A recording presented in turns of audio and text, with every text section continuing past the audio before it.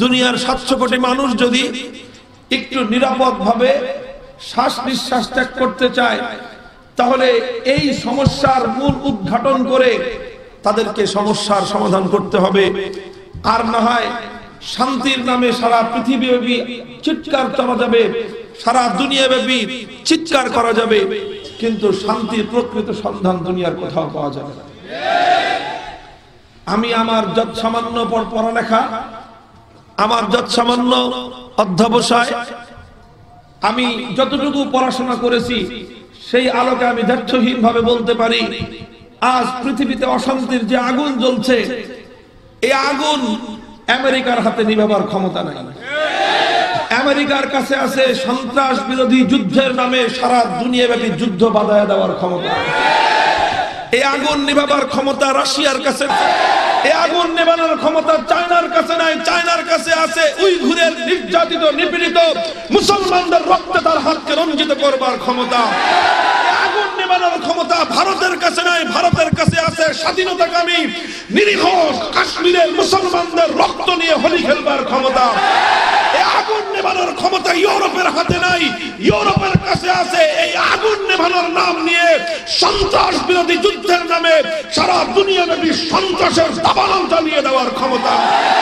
এই আগুন নেভানোর ক্ষমতা যদি থেকে থাকে, আছে একমাত্র সোনার মদিনার ইসলামের কাছে।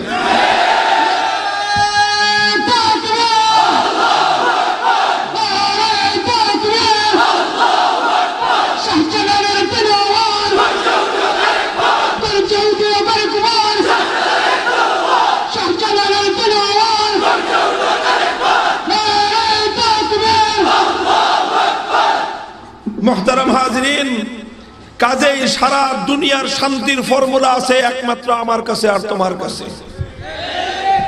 যাদের কাছে ইসলাম আছে, যাদের পক্ষে আল্লাহর কোরআন আছে, যে জাতির কাছে আখেরি পয়গম্বর মানবতার নবীর আদর্শ আছে, সে জাতি আজকের অশান্তি আগুনের জ্বালা ছারখার হয়। পৃথিবীতে শান্তির ফুল বাগান তৈরি করবার ফর্মুলা একমাত্র এই ইসলাম এবং মুসলমানদের কাছে আছে।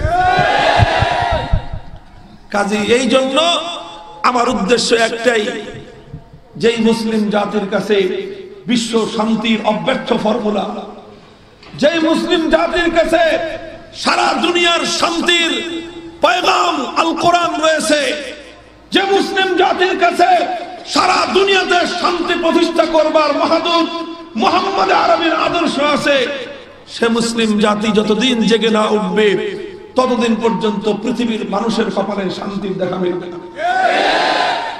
দিন যত যাবে, শুধুমাত্র অশান্তি, যুদ্ধ, বিগ্রহ, মানুষের রক্তপাত, এগুলো শুধুমাত্র বাড়তেই থাকবে। কাজে এই জন্য আমি বলছিলাম, আমার ওয়াজের বিষয় একটাই, আমার আলোচনার বিষয়বস্তু একটাই। আমি বাংলার টেকনাফ থেকে তেতুলিয়া, রূপসা থেকে পাথুরিয়া পর্যন্ত এই এক পয়গাম নিয়ে আমার দেশের 55,000 বর্গ মাইলে ছুটে বেড়াই। সেটা হলো, তোরা একটু জেগে ওঠ, তোমরা প্রস্তুতি গ্রহণ করো। বলবেন হুজুর কিসের প্রস্তুতি? ইনশাআল্লাহ বিভিন্ন আলামতের মাধ্যমে, বিভিন্ন পূর্বাভাসের মাধ্যমে আমাদের জন্য একটা খুশখবরি, একটা শুভ সংবাদ, একটা আনন্দের পয়গাম আমাদের জন্য আসছে, অপেক্ষা করছে। সেটা হলো ইনশাআল্লাহ সেদিন বেশি দূরে নয়, যেদিন আবার এই পৃথিবীর নেতৃত্ব উম্মত মুসলিমার হাতে আসতেছে। সারা দুনিয়া ইনশাআল্লাহ মুসলমানরা শাসন করবে। সারা দুনিয়া মুসলমানদের ইসলামের বিজয়ের পতাকা তলে আসবে, ইনশাআল্লাহ আসবে, খুব বেশি দূরে নয়। ইনশাআল্লাহ চলতি 21 শতাব্দী, এই শতাব্দীর মধ্যে ইসলামের চূড়ান্ত বিজয় অবশ্যম্ভাবী ইনশাআল্লাহ। আমি বলি ইনশাআল্লাহ সেদিন বেশি দূরে নয়, যেদিন আমেরিকার ওয়াশিংটনের হোয়াইট হাউসের মাথার উপর কালেমার পতাকা উড়বে, যেদিন ইনশাআল্লাহ ব্রিটেনের বার্মিংহামের রাজপ্রাসাদ ইসলাম দখল করবে, যেদিন রাশিয়ার সোভিয়েত ইউনিয়নের রাশিয়ার মস্কোকে ইসলাম শাসন করবে, যেদিন চায়নার পিকিং এর রাজপথে আল্লাহু আকবারের ধ্বনি উঠবে, যেদিন দিল্লির লাল কেল্লা আবার মুসলমানরা শাসন করবে।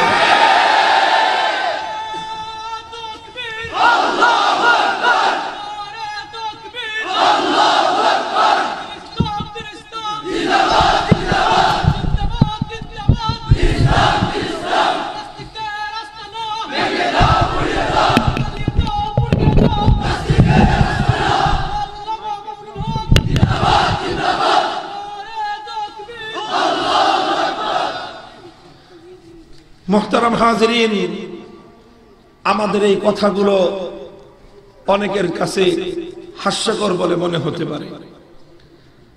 অনেকে আমাদের এই কথাগুলো শুনে গিয়ে আড়ালে আটটালে টিপ্পনি কাটতে পারে, উপহাস করতে পারে, বলতে পারে সারা দুনিয়ায় মুসলমানদের যে নিপীড়িত অবস্থা, দুনিয়ার 1 ইঞ্চি জায়গা মুসলমানদের জন্য যেখানে নিরাপদ নয়, আজকে যেখানে আরাকানের রোহিঙ্গা মুসলমানরা সেখানকার মগ দস্যু বৌদ্ধদের হাতে নির্মম নির্যাতনের শিকার, নাফ নদী যেখানে মুসলমানদের রক্তে রঞ্জিত, যেখানে 70 বছর ধরে ফিলিস্তিনের নিপীড়িত মুসলমানদের রক্তে জায়নবাদী ইহুদিদের হাত রঞ্জিত, যেখানে আজকে চায়নার উইঘুরে মুসলমানদের উপর ইতিহাসের বর্বরতম হত্যাযজ্ঞ এবং নির্যাতন চলছে, যেখানে আজকে গোটা মধ্যপ্রাচ্য জুড়ে ইরাক, সিরিয়া, বাগদাদ, তিকরিত, এই গোটা মধ্যপ্রাচ্য আজকে খ্রিস্টানদের হাতে রক্ত রঞ্জিত,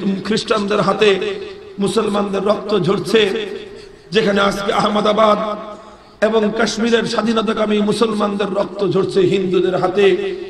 সারা দুনিয়ায় যেখানে মুসলমানরা নির্যাতিত, সারা দুনিয়ায় যেখানে মুসলমানরা নিঃশেষ হয়ে যাওয়ার উপক্রম, সেই দুর্বল অবস্থায় এসে একজন যদি ঘোষণা দেয় যে হোয়াইট হাউসের উপর ইসলামের পতাকা উঠবে, বার্মিংহামের রাজপ্রাসাদ ইসলাম দখল করবে, মস্কোর সেই তাদের ক্ষমতার মসনদের মধ্যে ইসলাম কায়েম হবে, চায়নার রাজপথে আল্লাহু আকবরের ধ্বনি উঠবে, দিল্লির লাল কেল্লা আবার মুসলমানরা শাসন করবে, এই কথাগুলো শুনলে কারো কাছে হাস্যকর মনেই হতে পারে। অবাস্তব কিছু কথা, গলার জোরের কিছু কথা আর আবেগী কিছু স্লোগান কারো কাছে মনে হতে পারে। তবে আলহামদুলিল্লাহ, আমরা যারা বিশ্বাস করি যে আল্লাহর কোরআন যা বলেছে তা সত্য, আমরা যারা বিশ্বাস করি আমার পয়গম্বরের 2 ঠোঁট দিয়ে যা কিছু উচ্চারিত হয়েছে সেটা কোনোদিন মিথ্যা হতে পারে না, আমরা যারা বিশ্বাস করি আমার চোখে দেখা ভুল হতে পারে, আমার কানে শোনা ভুল হতে পারে, আমার হাতে ধরা স্পর্শ করা জিনিসও মিথ্যা প্রমাণিত হতে পারে, পৃথিবীর সমস্ত বৈজ্ঞানিকদের থিওরি ভুল প্রমাণিত হতে পারে, সমস্ত দার্শনিকদের দর্শন মিথ্যা প্রমাণিত হতে পারে, সমস্ত বিশ্লেষকদের গবেষণা ভুল প্রমাণিত হতে পারে, কিন্তু আখেরি পয়গম্বর মুহাম্মদ আরবি সাল্লাল্লাহু আলাইহি ওয়াসাল্লামের কোন বাণী মিথ্যা হতে পারে না। এটা আমাদের বিশ্বাস। সে নবী ঘোষণা করে গিয়েছেন, লা ইয়াবকা আলা যাহরিল আরদি বাইতু মাদারিন ওয়ালা ওয়াবার, লা ইয়াবকা আলা যাহরিল আরদি বাইতু মাদারিন ওয়ালা ওয়াবার ইল্লা আদখালাহুল্লাহুল ইসলাম ইম্মা বিইজ্জি আজিজিন ওয়া ইম্মা বিজিল্লি জালিল। আল্লাহর নবী বলেছেন, এই পৃথিবীতে এমন একটি ঘর অবশিষ্ট থাকবে না, চাই সেটা শহরের কোনো আকাশ ছোঁয়া প্রাসাদ কিংবা অট্টালিকা হোক, অথবা হোক সেটা গ্রামের কোনো ভাঙ্গা কুড়ে ঘর, অথবা হোক সেটা মরুভূমির বেদুইনের কোনো তাঁবুর ঘর, প্রতিটি ঘরের মধ্যে ইসলাম দাখিল হবে এবং প্রতিটি ঘরের ছাদের উপর ইসলামের বিজয়ের পতাকা উঠবে।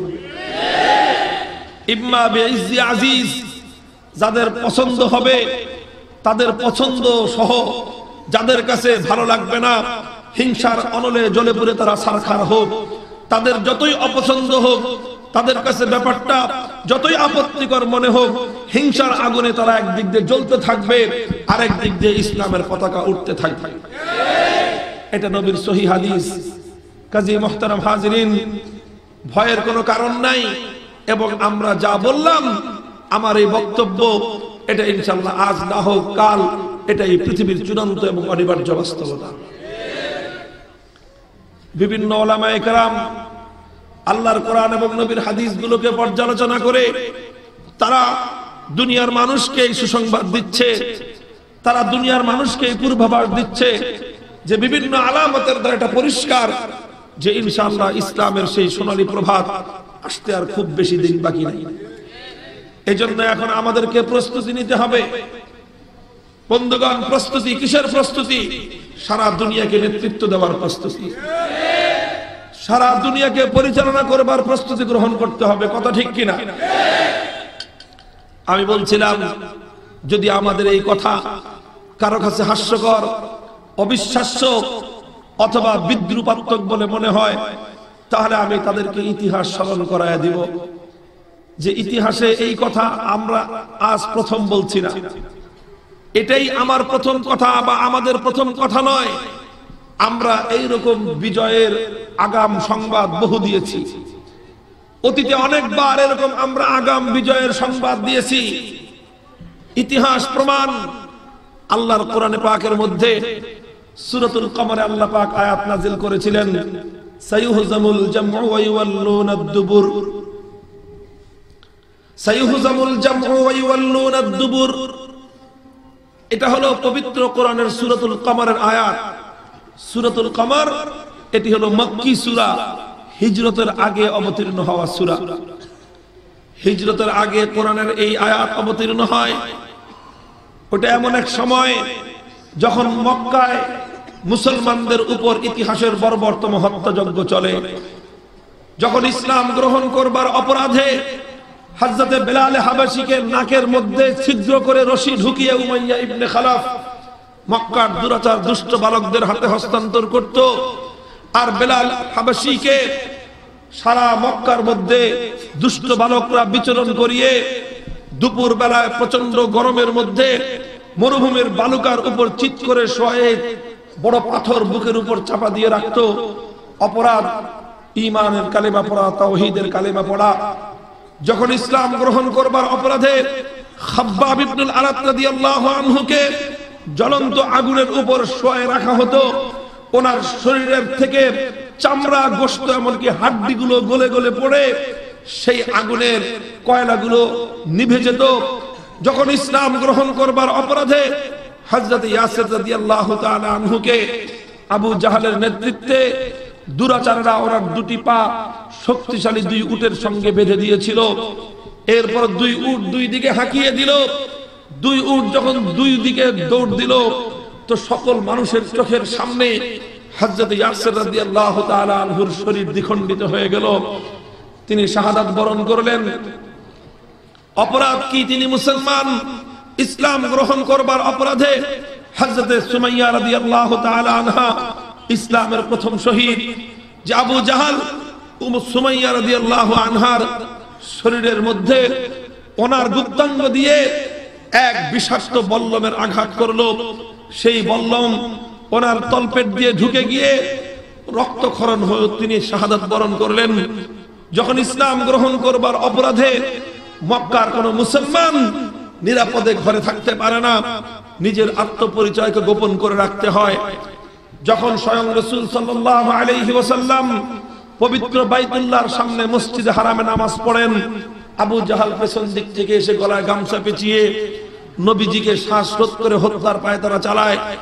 আমার নবী সিজদায় লুটিয়ে পড়লে উকবা ইবনে আবী মুআইদ উটের ভুঁড়ি এনে নবীর মাথার উপর চাপিয়ে দেয়। নবীজি উটের ভুঁড়ির চাপার নিচে পড়ে নবীজি শ্বাসরুদ্ধ হওয়ার উপক্রম হয়। এই ছিল যখন মক্কার অবস্থা।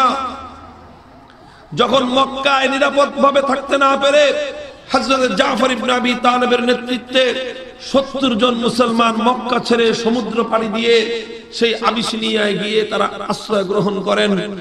মক্কার কোন মুসলমান নিজেকে মুসলমান বলে পরিচয় দেওয়ার সাহস পেত না। এই ছিল যখন মক্কার অবস্থা। ওই সময় আল্লাহর পয়গম্বরের উপর কোরআনের আয়াত নাজিল হলো, সায়ুহজামুল জামউ ওয়া ইউওয়াল্লুনাদ দুবুর।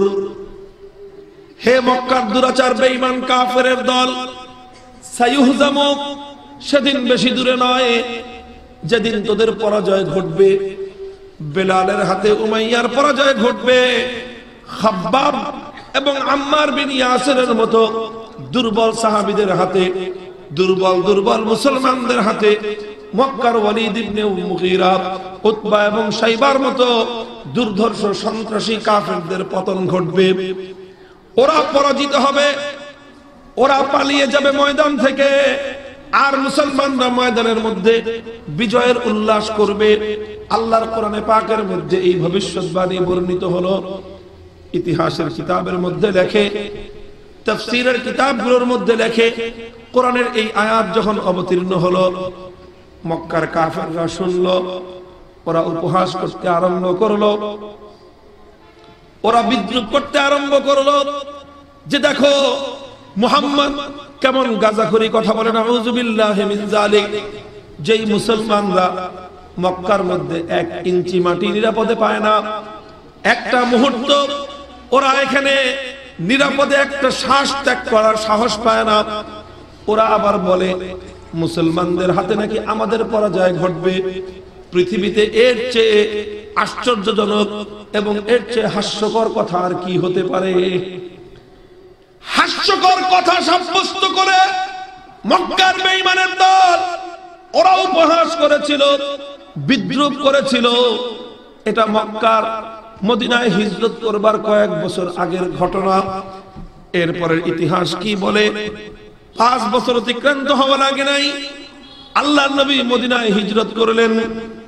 দ্বিতীয় হিজরি সনের রমজান মাসের 17 তারিখ বদরের রণাঙ্গনে 313 জন নিরন্ন নিরস্ত্র অসহায় দুর্বল সাহাবায়ে কেরামের সঙ্গে আল্লাহর পয়গম্বরের সৈনিকদের সঙ্গে 1000-এর দুর্ধর্ষ কাফের বেঈমান আবু জাহলের নেতৃত্বে যুদ্ধ হলো, লড়াই হলো।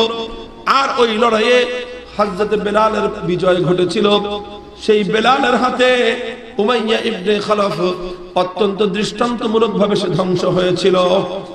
খাব্বাবের হাতে বিজয়ের পতাকা উড়েছিল। ওয়ালিদ এবং উতবা এবং সাইবাদের পরাজয় ঘটেছিল। আল্লাহর কোরআনের ভবিষ্যৎবাণী মিথ্যা হয় নাই, বরং আমার আল্লাহ এই বিজয়ের কয়েক বছর আগেই সুসংবাদ দিয়েছিলেন। সেদিন বেশি দূরে নয় যেদিন মদিনার মুসলমানদের হাতে বিজয়ের পতাকা উড়বে আর মক্কার দুর্ধর্ষ সন্ত্রাসীরা তারা ময়দান থেকে পালিয়ে যেতে বাধ্য হবে।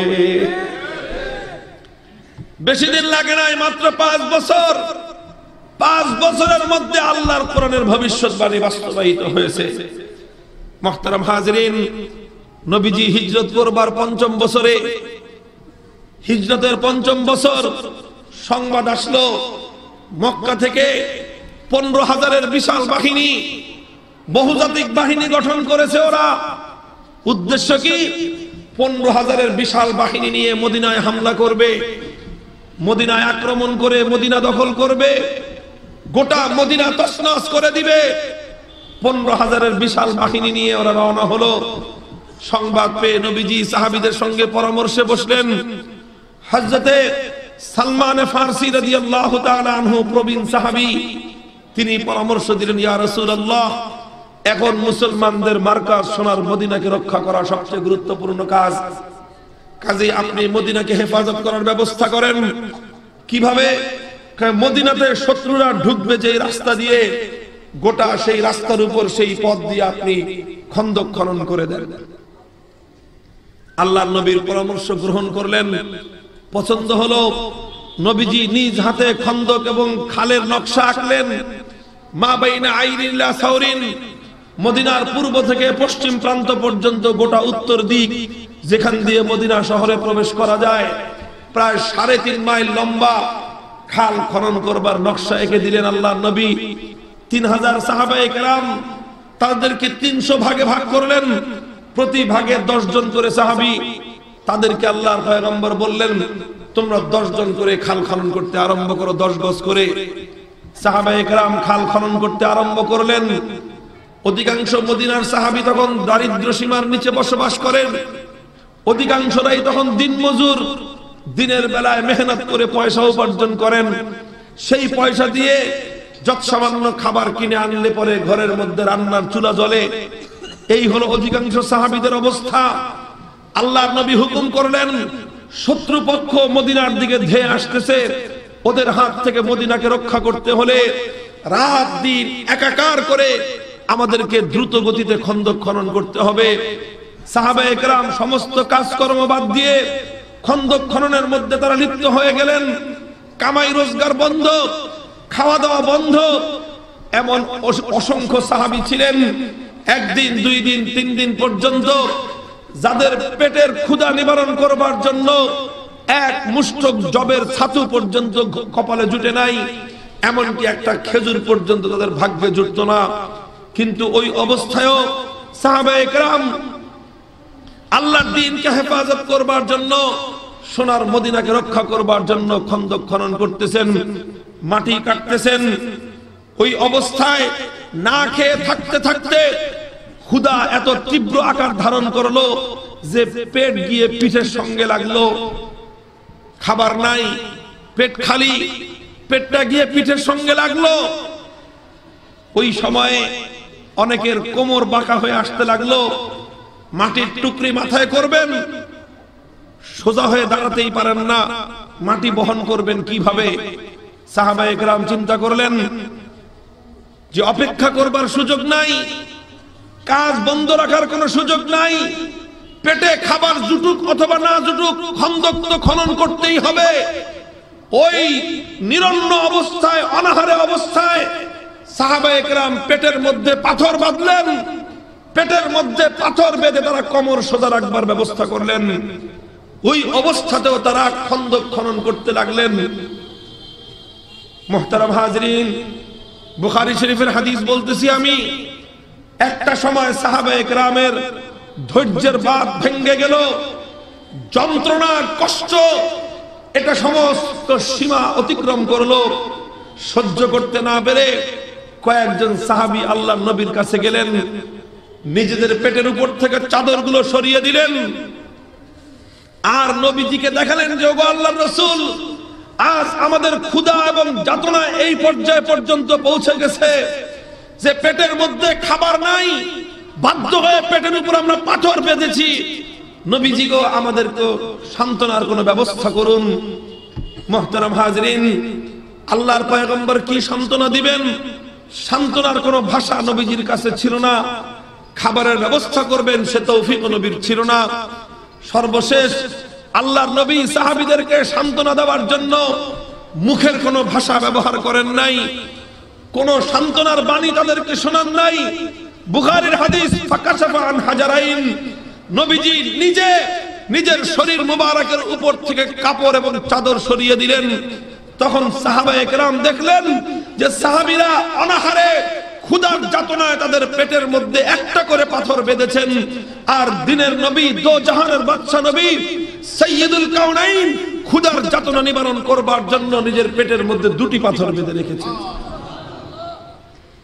মুহতারাম হাজরিন, আল্লাহর দ্বীনের জন্য স্বয়ং আল্লাহর পয়গম্বর অন্যদের চেয়ে মেহনত এবং পরিশ্রম কম করেননি, বরং আল্লাহর নবী অন্যদের চেয়ে কয়েক কদম অগ্রসর হয়ে থাকতেন। বলতেছিলাম, এই ছিল যখন মদিনার মুসলমানদের অবস্থা, এই ছিল তাদের দারিদ্র, এই ছিল তাদের দুঃখ দুর্দশা। হঠাৎ সংবাদ আসলো, ফারাজাত কুদিয়াতুন শাদীদা, খন্দকের মধ্যে যেখান দিয়ে আল্লাহর নবী ম্যাপ এঁকে দিয়েছেন, ওই নকশার উপর এক জায়গায় বিশাল একটা পাথরের চাটান। এত বড় পাথর, কয়েক টন একটা পাথর। এই পাথরটা সরানো যায় না, নাড়ানো যায় না, আর এটাকে ভাঙ্গাও যায় না।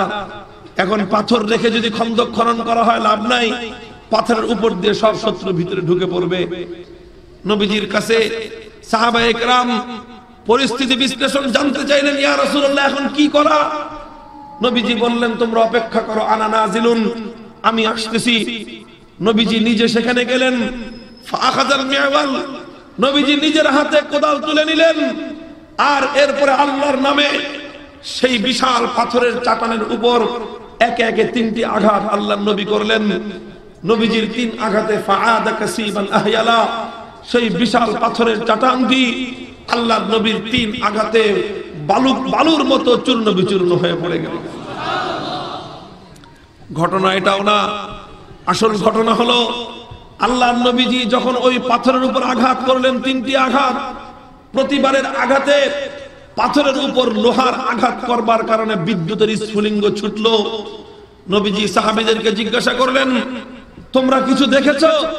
সাহাবায়ে কেরাম বললেন যে হ্যাঁ ইয়া রাসূলুল্লাহ, বিদ্যুতের স্ফুলিঙ্গ ছুটতে দেখেছি। নবীজি বললেন, এই বিদ্যুতের ঝলকের মধ্যে আর কিছু দেখেছো? সাহাবীরা বললেন যে না ইয়া রাসূলুল্লাহ, আর তো কিছু দেখিনি। আল্লাহর নবী বললেন, আল্লাহ পাক তো আমাকে আরো অনেক কিছু দেখিয়েছেন। আমি যখন প্রথমবার আঘাত করলাম পাথরের উপর, বিদ্যুৎ চমক দিল, সেই চমকের মধ্যে আল্লাহ আমাকে সুদূর মাদায়েনের সাদা সাদা রাজপ্রাসাদগুলো আল্লাহ আমাকে দেখিয়েছেন।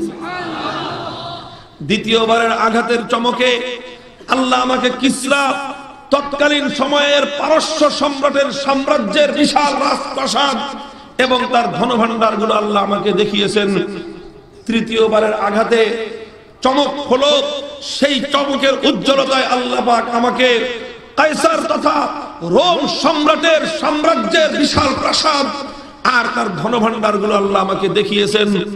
এগুলো দেখিয়ে আল্লাহ আমাকে সুসংবাদ দিয়েছেন, সেদিন বেশি দূরে নয়, যেদিন আমার উম্মতের কিছু লোকের পায়ের নিচে সেই মাদায়েনের রাজপ্রাসাদ ভণ্ড ভণ্ড হবে, আমার উম্মতের কিছু মানুষের পায়ের নিচে রোম আর পারস্যের রাজপ্রাসাদগুলো চূর্ণ বিচূর্ণ হবে, আর রোম পারস্যের ধনভাণ্ডারগুলো আমার উম্মতের হাতে দুনিয়ার দরিদ্রদের ঘরে ঘরে বণ্টিত হবে।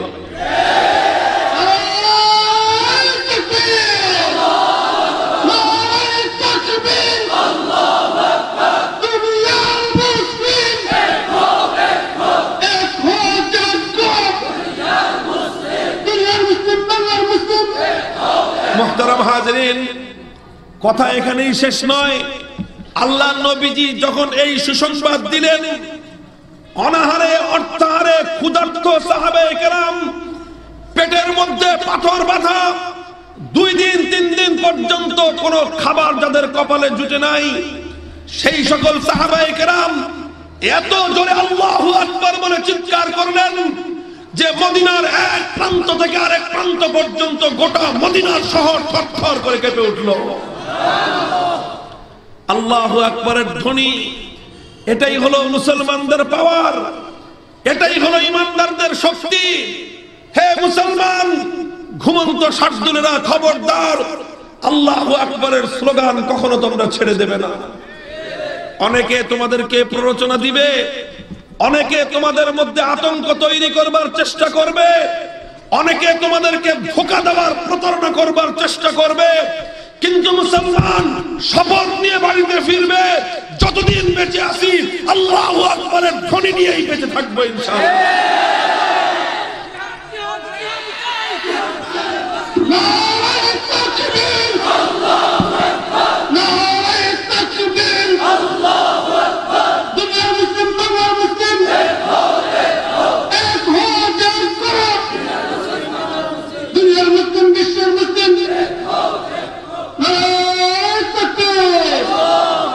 সাহাবায়ে কেরাম এত জোরে আল্লাহু আকবার বললেন, পাহাড় পর্যন্ত কেঁপে উঠল। এই আল্লাহু আকবারের ধ্বনি শুনে মদিনার সমস্ত মুনাফিকদের আত্মা কেঁপে উঠল। সব মুনাফিকরা দৌড়ে আসলো। ঘটনা কি? এই খন্দকের পাড় থেকে মুসলমানরা এত জোরে চিৎকার করলো কেন? এত জোরে আল্লাহু আকবারের ধ্বনি কেন তারা দিল? মুনাফিকরা এসে জিজ্ঞাসা করে, হয়েছে কি রে তোমাদের? সাহাবায়ে কেরাম বললেন যে আল্লাহর নবী আমাদেরকে সুসংবাদ দিয়েছেন, পৃথিবীর সুপার পাওয়ার আমেরিকা এবং রাশিয়া তৎকালীন সময়ের রোম আর পারস্য আমাদের পায়ের নিচে পদদলিত হবে। আল্লাহর নবী আমাদেরকে সুসংবাদ দিয়েছেন, রোম আর পারস্যের খাজানাগুলো, ধনভাণ্ডারগুলো আমাদের হাতে মানুষের দুয়ারে দুয়ারে বণ্টিত হবে।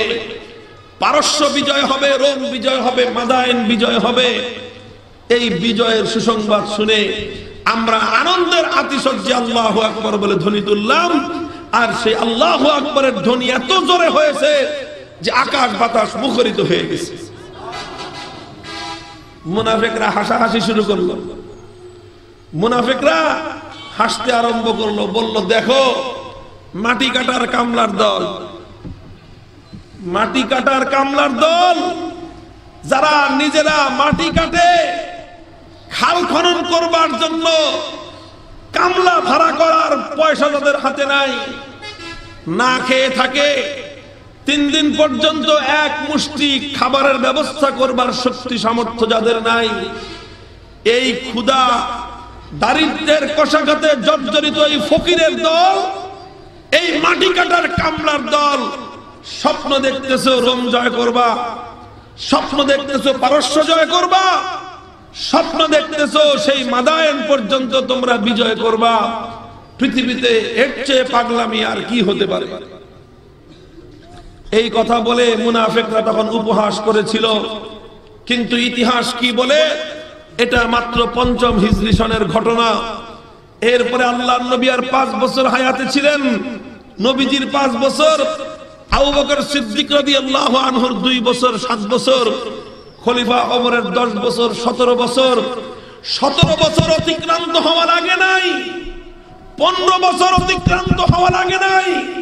পৃথিবীর ইতিহাস সাক্ষী, খলিফা ওমরের যুগে রোম আর পারস্যের রাজপ্রাসাদগুলো মদিনার দরিদ্র সাহাবায়ে কেরামের পায়ের নিচে পিষ্ট হয়েছিল। মুসলমানদের অগ্রযাত্রা রুখে দেওয়ার শক্তি তাদের হয় না। আলহামদুলিল্লাহ, ইসলাম যা বলে অক্ষরে অক্ষরে সেটাই বাস্তবায়িত হয়। আল্লাহর পয়গম্বর একদিন উম্মে হারামের ঘরে গেলেন, একজন মহিলা সাহাবিয়া। নবীজি সেখানে গিয়ে শুয়ে পড়লেন। সামান্য সময়ের ঘুম থেকে উঠে পড়লেন। উঠার সঙ্গে সঙ্গে দেখা গেল নবীজির মুখের মধ্যে মুচকি হাসির ঝিলিক লেগে আছে। উম্মে হারাম জিজ্ঞাসা করলেন, ইয়া রাসূলুল্লাহ, আপনি হাসছেন?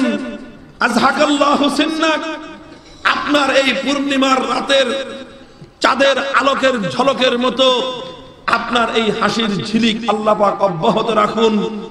কিন্তু আমি আল্লাহর বান্দি, জানতে চাচ্ছি নবীজি গো, আপনার এই হাসির রহস্যটা কি? আপনি হাসছেন কেন? নবী আকরাম সাল্লাল্লাহু আলাইহি ওয়াসাল্লাম বললেন, এই যে আমি একটু ঘুমিয়ে পড়েছিলাম, ঘুমের মধ্যে আল্লাহ পাক রব্বুল আলামিন স্বপ্ন যোগে আমার কাছে ওহী পাঠিয়েছেন। আর সেই ওহীর মধ্যে আল্লাহ পাক রব্বুল আলামিন আমার উম্মতের একটা বিজয়ের সুসংবাদ দান করেছেন। আমি স্বপ্ন যোগে দেখলাম আমার উম্মতের একটি দল, আমার উম্মতের কিছু লোক সুবজাহাজ আল বাহার, সমুদ্রের উত্তাল তরঙ্গ পাড়ি দিচ্ছে। সমুদ্রের উত্তাল তরঙ্গ পাড়ি দিয়ে তারা সমুদ্রের অপর প্রান্তে পৌঁছে যাচ্ছে, এবং সমুদ্রের অপর প্রান্তে গিয়ে তারা ইসলামের বিজয়ের নিশান উড্ডীন করতেছে। এবং আমার আল্লাহ পাক রব্বুল আলামিন আমাকে এই সুসংবাদ দান করেছেন, আমার উম্মতের মধ্যে যেই লোকগুলো সর্বপ্রথম সামুদ্রিক অভিযান পরিচালনা করে নৌপথে যারা ইসলামের বিজয়ের কেতন ওড়াবে, সেই অগ্রবর্তী প্রথম নৌবাহিনী মুসলিম দলের যতজন মুসলমান সে দলের সদস্য থাকবে, যতজন মুজাহিদ সৈনিক সেই দলের অন্তর্ভুক্ত থাকবে, আমার আল্লাহ আমাকে সুসংবাদ দিয়েছেন, তাদের সকলের জন্য আল্লাহর পক্ষ থেকে জান্নাত ওয়াজিব, তারা সব জান্নাতে যাবে। এই কথা শুনে আল্লাহর পয়গম্বরের সেই মহিলা সাহাবিয়া উম্মে হারাম বলতে আরম্ভ করলেন, ইয়া রাসূলুল্লাহ, একটু দোয়া করে দেন, আমি অভাগিনী, আমিও যেন সেই দলের অন্তর্ভুক্ত হতে পারি। আল্লাহর পয়গম্বর বললেন, যা, আমি দোয়া করে দিলাম এবং সুসংবাদ তোমাকেও শুনিয়ে দিলাম, ইনশাআল্লাহ তুমিও সেই সমুদ্র বিজয়ী, সেই মহা সৌভাগ্যবান মুসলমানদের নৌবাহিনীর প্রথম দলের মধ্যে তুমি অন্তর্ভুক্ত হবে। মুহতারাম হাজিরিন, আল্লাহর পয়গম্বর ভবিষ্যৎবাণী করে চলে গেলেন। নবীজি ইন্তেকাল করে গেছেন, কিন্তু নবীজির ইন্তেকালের পর 30 বছর অতিক্রান্ত হওয়া লাগে নাই। তৃতীয় খলিফা হযরত ওসমান যিন্নুরাইন রাদিয়াল্লাহু তাআলা আনহুর যুগে, হযরত ওসমান রাদিয়াল্লাহু আনহুর যুগে মুসলমানদের সেই পারস্যের সেনাপতি, পারস্যের গভর্নর, মুসলমানদের সিরিয়ার গভর্নর আমির মুআবিয়া রাদিয়াল্লাহু তাআলা আনহু সর্বপ্রথম মুসলিম নৌবাহিনী তিনি গঠন করলেন। নৌবাহিনী গঠন করলেন। ইসলামী ইতিহাসের মধ্যে হযরত মুআবিয়ার হাতে ওসমান রাদিয়াল্লাহু তাআলা আনহুর শাসনকালে সর্বপ্রথম নৌবাহিনী গঠিত হলো। নৌবাহিনী গঠন করে সমুদ্রের অভিযান পরিচালনা করবার জন্য তিনি নির্দেশ দিলেন। কাফেলা রওনা হয়ে গেল। আর আল্লাহর পয়গম্বরের ভবিষ্যৎবাণীর ভিত্তিতে হযরত আবু কাতাদা রাদিয়াল্লাহু তাআলা আনহুর সঙ্গে তার স্ত্রী উম্মে হারাম রাদিয়াল্লাহু তাআলা আনহা তিনিও সেই নৌবাহিনীর মধ্যে অন্তর্ভুক্ত হয়ে গেলেন। তারা সমুদ্রের উত্তাল তরঙ্গ পাড়ি দিলেন। সমুদ্র পাড়ি দিয়ে তারা সুদূর সাইপ্রাস পর্যন্ত পৌঁছলেন এবং সাইপ্রাসে গিয়ে ইসলামের বিজয়ের কেতন তারা উড়ালেন, ইসলামের বিজয় নিশান তারা উড়ালেন। ও দুনিয়ার মুসলমান, আর সেই কাফেলার মধ্যে উম্মে হারাম রাদিয়াল্লাহু তাআলা আনহা তিনিও শরীক হয়ে গেলেন। আজও পর্যন্ত পৃথিবী থেকে, তাম পৃথিবীর বিভিন্ন জনপদ থেকে মুসলিম পর্যটকরা যখন সাইপ্রাসে ঘুরে আসে, এখনো যদি তোমার মনে চায় সাইপ্রাস যাও, সেখানে তুমি দেখে আসবে এখনো পর্যন্ত আমার পয়গম্বর বিশ্ব নবী মুহাম্মদ আরবি সাল্লাল্লাহু আলাইহি ওয়াসাল্লামের ভবিষ্যৎবাণীর সত্যতার প্রমাণ নিয়ে হযরত উম্মে হারামের কবর এখনো পর্যন্ত সাইপ্রাসের মাটির মধ্যে বিদ্যমান। আমার নবীর মুখ থেকে কোন বাণী যদি উচ্চারিত হয়, আসমান জমিন উলটপালট হতে পারে, আমার পয়গম্বরের কোনো কথা মিথ্যা প্রমাণ হতে পারে না। সর্বশেষ যেই কথা আমি তোমাদেরকে বলবো, ও দুনিয়ার মুসলমান, আল্লাহর নবী আরেকটা ভবিষ্যৎবাণী করেছিলেন। নবীজি বলেছিলেন, আমার উম্মতের মধ্যে একটা দল হবে, নি'মাল জাইশু জাইশান, সেই দলটা হবে বড় ভালো দল। সেই দলের মধ্যে একজন আমির থাকবে, নি'মাল আমিরু আমিরান, সেই দলপতি, সেই দলের আমির, তিনিও হবেন বড় ভালো মানুষ। তাদের কর্ম হবে কি, তাদের কৃতিত্ব হবে তারা সুদূর ইউরোপে গিয়ে ইউরোপের উন্নত শহর ইস্তাম্বুলের কুস্তুনতুনিয়া, সেই কুস্তুনতুনিয়া তারা জয় করবে। আর সেই কুস্তুনতুনিয়ার আকাশের উপর, আকাশের মধ্যে তারা ইসলামের বিজয়ের কেতন ওড়াবে। আল্লাহর পয়গম্বর ভবিষ্যৎবাণী করলেন, তিনি দুনিয়া থেকে বিদায় নিলেন। 100 বছর করে, 100 বছর, 200 বছর, 500 বছর, 700 বছর পর্যন্ত অতিক্রান্ত হয়ে গিয়েছে, কিন্তু কুস্তুনতুনিয়া জয় হয় নাই, ইস্তাম্বুল জয় হয় নাই, তুরস্ক জয় হয় নাই। কারণ তুর্কি জাতি এটা ইতিহাসের মধ্যে অত্যন্ত দুর্ধর্ষ এবং বীর বাহাদুর জাতি বলে তারা পরিচিত। অনেক মুসলিম সেনাপতি তুরস্ক জয় করবার চেষ্টা করেছেন, কিন্তু তুর্কি দুর্ধর্ষ বাহিনীর কাছে তারা কুলে উঠতে পারেননি এবং তুর্কিস্তান জয় করা যায়নি। কিন্তু মুসলমান, তোমার ইয়াকিন আর বিশ্বাস রাখতে হবে, যেহেতু আমার নবী কুস্তুনতুনিয়া বিজয়ের সুসংবাদ দিয়েছেন, সারা দুনিয়া মিথ্যা হতে পারে, আল্লাহর নবীর মুখ নিশ্চিত বাণী কোনোদিন মিথ্যা হতে পারে না। ঠিক তাই ঘটলো। 825 হিজরিতে সুলতান দ্বিতীয় মুরাদের ঘরে একজন সন্তান জন্মগ্রহণ করলেন। ইতিহাস যার নাম জানে, সুলতান মুহাম্মদ আল ফাতেহ বিন মুরাদ। যখন তার বয়স মাত্র 22 বছর, সেই 22 বছরের যুবক সেনাপতি সুলতান মুরাদের সন্তান সুলতান মুহাম্মদ আল ফাতেহ বিন মুরাদ মাত্র 22 বছর বয়সে কুস্তুনতুনিয়া অভিযান পরিচালনা করলেন এবং তিনি ছিলেন নি'মাল আমিরু আমিরান।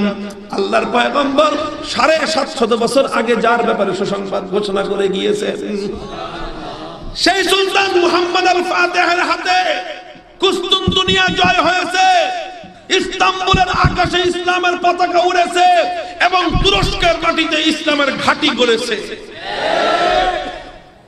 আলহামদুলিল্লাহ বলেন। এরপরের ইতিহাস হলো 8ম শতাব্দী থেকে নিয়ে 1400 শতাব্দী পর্যন্ত, 1400 হিজরি পর্যন্ত প্রায় 600 বছর তুরস্কের মাটি ছিল ইসলামের ঘাঁটি। তুরস্কে সালতানাতে ওসমানিয়া কায়েম হয়েছিল এবং ওসমানী খেলাফত তুরস্ককে কেন্দ্র করে তুরস্কের ইস্তাম্বুল থেকে তামাম পৃথিবীকে তারা নেতৃত্ব দিয়েছিল।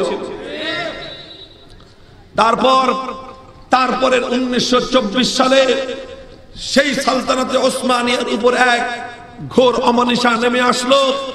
তুরস্কের মাটিতে মুসলিম নামধারী এক কুলাঙ্গারের জন্ম হলো, নামে মুসলমান হলো, সে ছিল ইহুদি আর খ্রিস্টানদের পাঁচাটা গোলাম, মুরতাদ। তার নাম হলো কামাল আতাতুর্ক। সেই কামাল আতাতুর্কের জন্ম হলো। কামাল আতাতুর্ক ইহুদি আর খ্রিস্টানদের সঙ্গে আতাত করলো, ওদের এজেন্ডা বাস্তবায়ন করবার জন্য তুরস্কের মধ্যে ইসলামকে ধ্বংস করে ইসলামী খেলাফতকে ধ্বংস করবার পায়তারা নিয়ে দুইটা রাজনৈতিক দর্শন নিয়ে এসে ময়দানে নামলো। তার প্রথম রাজনৈতিক দর্শন ছিল তুর্কি জাতীয়তাবাদ, দ্বিতীয় রাজনৈতিক দর্শন ছিল তার ধর্মনিরপেক্ষতাবাদ।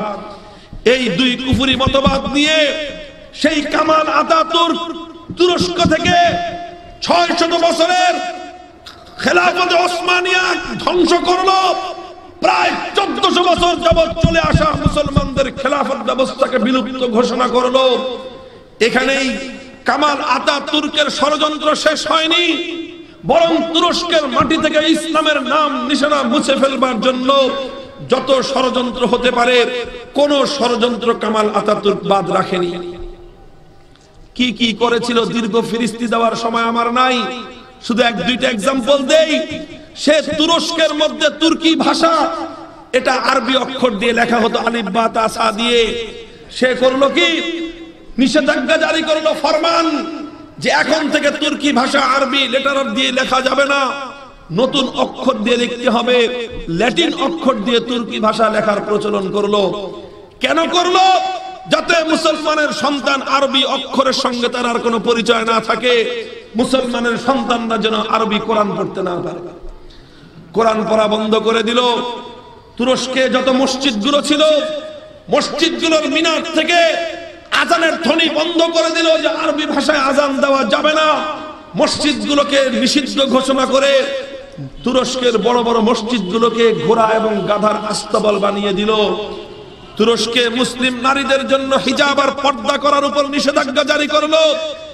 এমন কোন কাজ সে বাকি রাখে নাই যে কাজের মাধ্যমে তুরস্কের মাটি থেকে ইসলামের নাম নিশানা মুছে ফেলা যায়। সমস্ত ষড়যন্ত্র সে বাস্তবায়ন করেছিল। আর তার প্রভু ইহুদি খ্রিস্টানরা হাতে তালি দিয়েছিল, মনে করেছিল এটাই বুঝি তুরস্কের সর্বশেষ ভাগ্য আর পরিণাম। এটা বলছি আমি 1924 সালের ঘটনা। এই দুর্ঘটনা ঘটবার পর, সেখান থেকে খেলাফতের পতন ঘোষণা করবার পর আজ 100 বছর অতিক্রান্ত হয় নাই। 1924 থেকে 2019, এখনো 6 বছর বাকি আছে সেই শতাব্দী পূর্ণ হতে। আলহামদুলিল্লাহ, আজকে তুরস্কের সালতানাতের মসনদে কামাল আতাতুর্কদের মতো নাস্তিকদের দালাল নাই। এখন সেখানে সুলতান মুহাম্মদ আল ফাতেহের অনুসারী নতুন দিনের সুলতান রজব তাইয়েব এরদোগানরা শাসন করছে। এটা হলো আমাদের জন্য নতুন সুসংবাদ। আমি তোমাদেরকে এমনিতেই বলছি না বিশ্ব জয়ের জন্য প্রস্তুতি গ্রহণ করতে। আমাদের কথা শুধুমাত্র আবেগ আপ্লুত কোনো কথা নয়, বরং এটাই আজকের পৃথিবীর অনিবার্য আগামী দিনের বাস্তবতা। আর সেখান থেকে কামাল আতাতুর্কদের সেই সমস্ত কুফরি মতবাদ একটা একটা করে উপড়ে ফেলা হচ্ছে। যেই তুরস্ক থেকে মসজিদের মধ্যে কোরআনের তেলাওয়াত বন্ধ করা হয়েছিল, তুরস্কের সন্তানরা যেন কোরআনের তেলাওয়াত শিখতে না পারে, তার রাষ্ট্রীয় ফরমান জারি করা হয়েছিল। আজ তুরস্কে শুধু মুসলমানের সন্তানরাই নয়, বরং তুরস্কের শাসক স্বয়ং এরদোগানের কণ্ঠে যেই কোরআনের তেলাওয়াত ধ্বনিত হয়, সেই তেলাওয়াত শুনে আজকে সারা পৃথিবী মুগ্ধ হয়ে পড়ে। আপনারা অনেকেই বিভিন্ন মিডিয়া, বিভিন্ন যোগাযোগ মাধ্যমে রজব তাইয়েব এরদোগানের কোরআনের তেলাওয়াত শুনেছেন। শুনলে মনে হয় যেন কারি আব্দুল বাসেদের তেলাওয়াত চলতেছে। তিনি একজন শাসক, তিনি একজন শাসক, একবিংশ শতাব্দীর শাসকের রোল মডেল। সারা পৃথিবীর সামনে তিনি আদর্শ একজন শাসক হয়ে, রাষ্ট্রপ্রধান হয়ে সাধারণ একজন মানুষের জানাজা কাঁধে তুলে তিনি কবরস্থানে যান। কবরের মধ্যে মাইয়ের দাফন করবার পর সেই কবরের সামনে সূরা ফাতিহা পড়বার জন্য তার মোল্লা ভাড়া করা লাগে না। মোল্লা ভাড়া করা লাগে না রজব তাইয়েবের দোকানদের। তোমাদের তো মরা একটা মরছে, যে নিজেকে বলেছিল আমি মুসলমানও না, আমি হিন্দুও না, ওর মিলাদ পড়তে 3.5 টাকা দিয়ে মোল্লা ভাড়া করা লাগে তোমাদের। রজব তাইয়েবের দোকান নিজের প্রিয়জনের মৃত্যুর পর কবরের পাশে সূরা ফাতিহা পড়বার জন্য, ফাতিহা খানির জন্য মোল্লা ভাড়া করতে হয় না। স্বয়ং রাষ্ট্রপ্রধান এমন বিশুদ্ধ সুললিত আবেগমাখা কণ্ঠের তেলাওয়াত করে যে তার তেলাওয়াত শুনে উপস্থিত সকলের চোখ দিয়ে দরদর করে অশ্রু পড়তে থাকে। মসজিদগুলোকে ওরা বন্ধ করে দিয়েছিল। মসজিদগুলোকে ঘোড়ার গাধা রাস্তাবাল বানিয়েছিল। আজ দেখো 100 বছর যাওয়া লাগে নাই, এখন তুরস্কের সানায়া প্রদেশের মধ্যে ঘোষণা করা হয়েছে স্কুলের ছেলেরা যদি 40 দিন পর্যন্ত ফজরের নামাজ মসজিদে এসে জামাতের সাথে আদায় করতে পারে, 41তম দিনে রাষ্ট্রের পক্ষ থেকে বাইসাইকেল উপহার দেওয়া হবে। স্কুলের পোলাপান সব এখন মসজিদমুখী, ওরা 41তম দিনে বাইসাইকেল নিয়ে পরের দিন থেকে সাইকেলে করে মসজিদে যায়। মুহতারাম হাজিরিন, 21 শতাব্দীর ইউরোপের মতো উন্নত পৃথিবীর বুকের উপর বসে রজব তাইয়েবের দোকানরাও শাসন করে। ওরা ওদের দেশের মুসলমানদের বাচ্চারা 40 দিন মসজিদে নামাজ পড়লে উপহার দেয়, আর আমরা ছক্কা মারতে পারলে উপহার আছে, নর্তকী নাচতে পারলে উপহার আছে। বিশ্বজয়ী কোরআনের হাফেজদের পুরস্কার দেওয়ার সময় ওনাদের নাই। মুহতারাম হাজিরিন, বলতে চাই, নতুন দিনের স্বপ্ন দেখতে শুরু করো মুসলমান, নতুন দিনের জন্য প্রস্তুতি গ্রহণ শুরু করো মুসলমান। ইনশাআল্লাহ আমি বলতে চাই, আল্লাহর পয়গম্বর যে ইস্তাম্বুলের ভবিষ্যৎবাণী শুনিয়েছিলেন, আল্লাহর নবী যে ইস্তাম্বুলের বিজয়ের সুসংবাদ দিয়েছিলেন, ইনশাআল্লাহ সেই ইস্তাম্বুল থেকে আজ নতুন করে ডাক আসছে। এরদোগান ডাকতেছেন, আসো 57টি মুসলিম দেশের রাষ্ট্রপ্রধানগণ হাতে হাত রাখো, আমরা 57টি মুসলিম দেশ ঐক্যবদ্ধ হয়ে যদি ঐক্যবদ্ধ মুসলিম বাহিনী গঠন করতে পারি, ইনশাআল্লাহ সাম্রাজ্যবাদ পালাবার পথ খুঁজে পাবে না।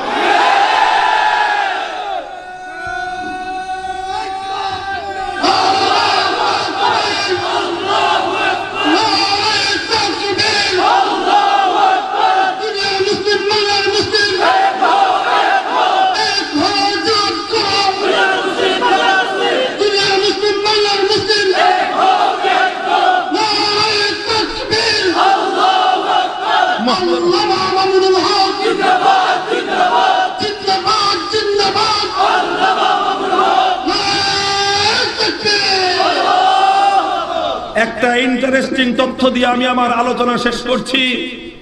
এটা আজকের দুনিয়ার সামনে নতুন বিস্ময়, নতুন আশ্চর্যজনক বিস্ময়কর ব্যাপার।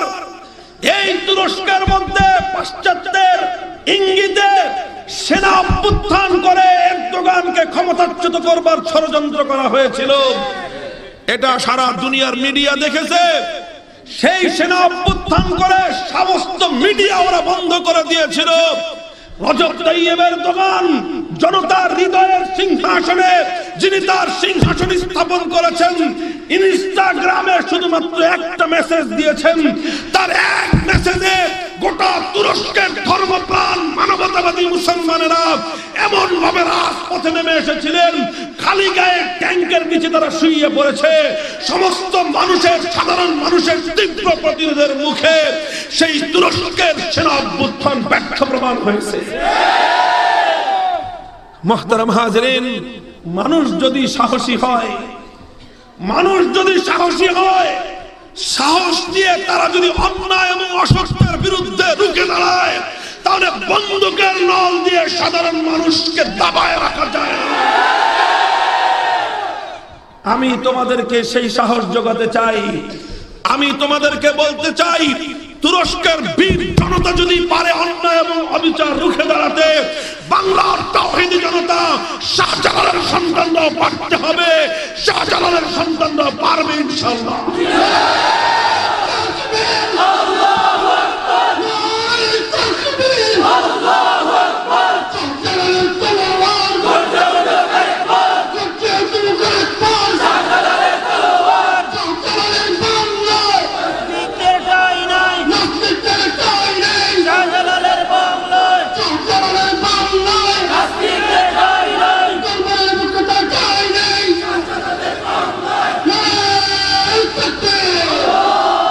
মুহতারাম হাজিরিন, ইন্টারেস্টিং তথ্যটা হলো এই, তুরস্কের এরদোগানরা এই প্রেরণা পেল কোথায়?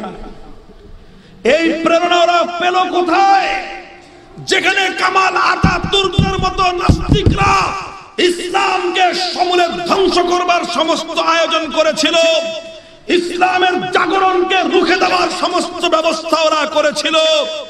এখনো পর্যন্ত তুরস্কের সেনাবাহিনী, অধিকাংশ সেনা সদস্য, সেনা কর্মকর্তারা এখনো সেই নাস্তিক্যবাদে বিশ্বাস করে। কিন্তু এরপরও তুরস্কের জনতার ইসলামী জাগরণ ওরা ঠেকায় রাখতে পারে নাই। প্রশ্ন হলো, এই জায়গাটাতে তুর্কি জনতা এবং তুরস্কের এই শাসক এই প্রেরণা হিম্মত পেল কোথায়? মুহতারাম হাজিরিন, বিভিন্ন ভাবে বিশ্বস্ত অনেক ব্যক্তিবর্গ, ওলামায়ে কেরাম যারা তুরস্কে সফর করেছেন, তাদের মাধ্যমে এবং বিভিন্ন মিডিয়া সংবাদ মাধ্যমে যে সকল সংবাদ প্রচারিত হয়েছে, সেগুলোর দ্বারা স্পষ্টভাবে একটা তথ্য প্রমাণিত হয় যে তুরস্কের এরদোগান এবং তার পিছনে যাদের আধ্যাত্মিক দিক নির্দেশনা ছিল, সেই সৈয়দ মাহমুদ আফেন্দি এবং সৈয়দ নুরসি, এই সমস্ত ব্যক্তিবর্গ কিছু আল্লাহওয়ালা বুজুর্গের দোয়া, সাহস এবং তার চেতনার প্রেরণায় মূল কাজ করেছে।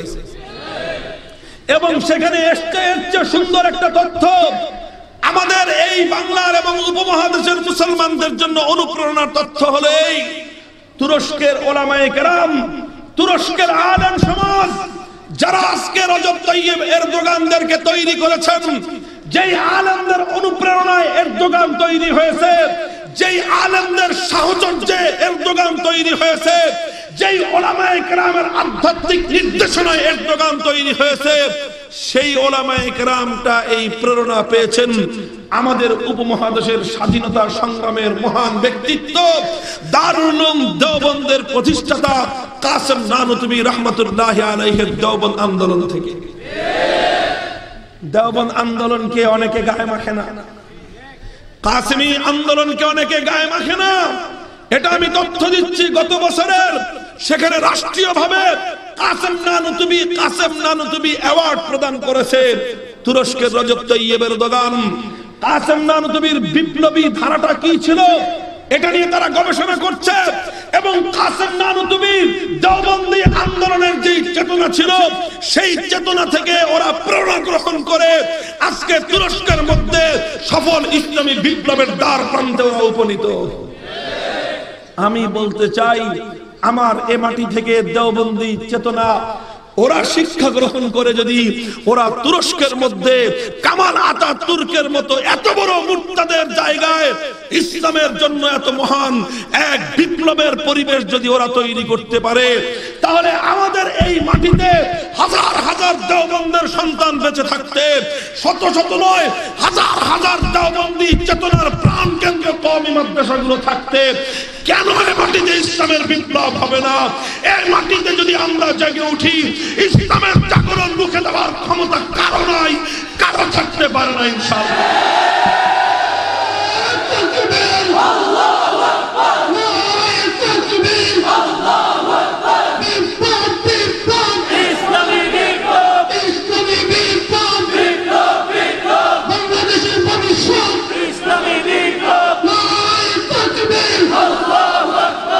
আলহামদুলিল্লাহ, প্রস্তুত আছেন তো আপনারা? প্রস্তুতি গ্রহণ করেন, গ্রামে গ্রামে পাড়ায় পাড়ায় ইসলামের পক্ষে দুর্গ গড়ে তোলেন ইনশাআল্লাহ। ভয়ের কোনো কারণ নাই, আতঙ্কিত হওয়ার কোনো কারণ নাই, হতাশার কোনো কারণ নাই। রাত যত গভীর হয়, সূর্যের উদয় তত নিকটবর্তী হয়। আলহামদুলিল্লাহ, প্রমাণ হয়ে গিয়েছে কার্ল মার্কস, মাও সেতুং, লেনিনদের সমাজতন্ত্র এটা যে অকেজ বাতিল মাল, এটা জাদুঘর ছাড়া আর কোথাও চলতে পারে না, প্রমাণ হয়ে গেছে। কথা ঠিক না বেঠিক? এরপরে ধোঁকা দেওয়া হয়েছিল আব্রাহাম লিঙ্কন আর জর্জ ওয়াশিংটনদের গণতন্ত্র দিয়ে। 47 বছর পর্যন্ত আমাদেরকে শুনাইছে, বুঝাইছে, আর পলিটিক্যাল থিওরি পড়াইছে আমাদেরকে। আমিও পড়েছি পলিটিক্যাল থিওরি, বাংলায়ও পড়েছি, ইংলিশেও পড়েছি। পলিটিক্যাল থিওরির মধ্যে আমাদেরকে এই সমস্ত ডেমোক্রেসির নামে আমাদেরকে পড়ানো হয়েছে, আমাদের সোনামণিদেরকে পড়ানো হয় যে গণতন্ত্র খুব ভালো ব্যবস্থা, আর গণতন্ত্রের ভিত্তি হলো যে একটা রাষ্ট্রের মধ্যে দুইটা দল থাকতে হবে, একটা হবে সরকারি দল, আরেকটা হবে বিরোধী দল। তাহলে বিরোধী দলের সমালোচনায় সরকার সঠিক পথে চলবে, এভাবেই গণতন্ত্র শক্তিশালী হবে। এগুলো আমি আমার কথা বলতেছি না, গণতন্ত্রের পুস্তকগুলো পড়ে দেখেন, আমি সব পড়ে ফেলে রেখে আসছি, সব পড়ছি, পাঠ্যপুস্তকে পড়েছি, আমি মুখস্থ কথা বলি না। আজ 47 বছর পর প্রমাণ হলো গণতন্ত্রের নামে সরকারি দল আর বিরোধী দল যা আমাদেরকে পড়াইছে, এরা এই সবগুলো ছিল ভাওতাবাজি। এগুলো ভাওতাবাজি, ভণ্ডামি ছাড়া কিছুই না। আসলে সব হলো নিজেদের আখের গোছানোর মতলব। কাজেই আজ সময় এসেছে, প্রমাণ হয়ে গেছে, যেমনি ভাবে সমাজতন্ত্রের জায়গা জাদুঘর, তেমনি ভাবে আব্রাহাম লিঙ্কন আর জর্জ ওয়াশিংটনদের গণতন্ত্র এটাও বঙ্গোপসাগরে ভেসে যাবে। আর এরপরে কি হবে? এরপরে হবে সমাজতন্ত্র আর গণতন্ত্রের কবর রচনা করবার পর সেই বেলাভূমির উপর, বুকের উপর দাঁড়িয়ে আল্লাহর জমিনে শাহজালালের বাংলায় ইসলামী বিপ্লবের পতাকা উত্তোলন করতে হবে। ইনশাআল্লাহ সেই দিন অতি সন্নিকটে। কথা ঠিক না বেঠিক?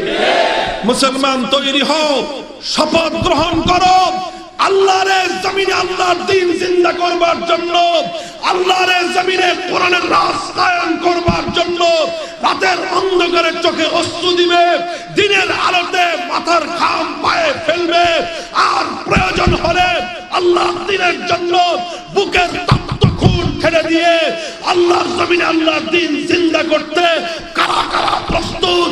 কারা কারা প্রস্তুত?